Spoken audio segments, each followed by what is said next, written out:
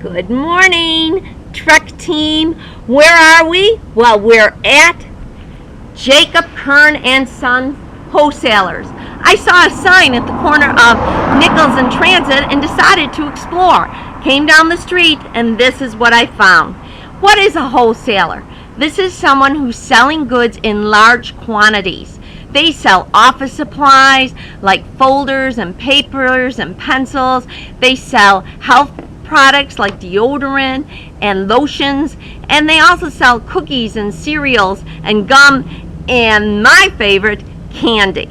In fact, if you were at the 4th of July parade, some of you were even in that parade, I saw you threw candy. It came from here. Their goods are bought in large quantities, but how can you tell if that is a good deal or not? That's why we're here today. We're going to be talking about unit rate. Unit rate. Let me write it down for you. Unit rate is just what it sounds like. Unit means one, and rate means how much for one. It's a measure, like how would you measure, how do you rate pizza? How do you rate anything? And we're going to talk about the cost. So this is the cost for one. The cost for one.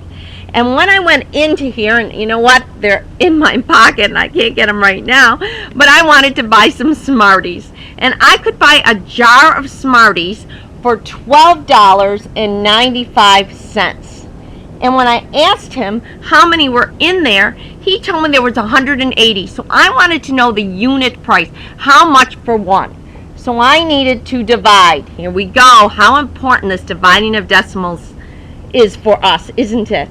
So the first thing I do is plop that decimal up there, and I'm going to divide. 180 into 129 doesn't happen. So I'm going to put a 0. Now I'm going to say 180 into $12.95. And what I usually do is take this and round it. 2 times what gives you 12? 6. So it gives me something good to try. 6 times 0 is 0. 6 times 8 is 48. Carry 4. 6 times 1 is 6 plus 4 is 10. When I subtract, I end up getting a bigger number than my divisor. So that tells me this, I could get a bigger number here. So let's do it again. That's why we do it in pencil. And let's try 7. 7 times 0 is 0. 7 times 8, 56. Carry 5. 7 times 1 is 7. Plus 5 is 12. Now I'm going to subtract, and I'm okay, aren't I? So let's bring another number down. 180 goes into 350 only one time. Let's see and make sure. 180, when I subtract, I got 70 left over. I can stop.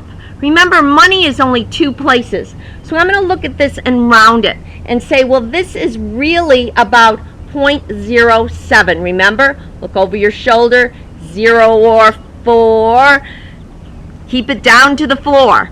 But 5 or more, you're going to raise it up. So here we have 0.07, which really equals 7 cents. What a deal. So come on down here, because you can buy candy here too. You can buy anything, just like the stores do. This is where the stores buy their large quantities. You come and buy some, and don't forget unit rate, how much for one. We'll trek another place tomorrow. Thanks for being here.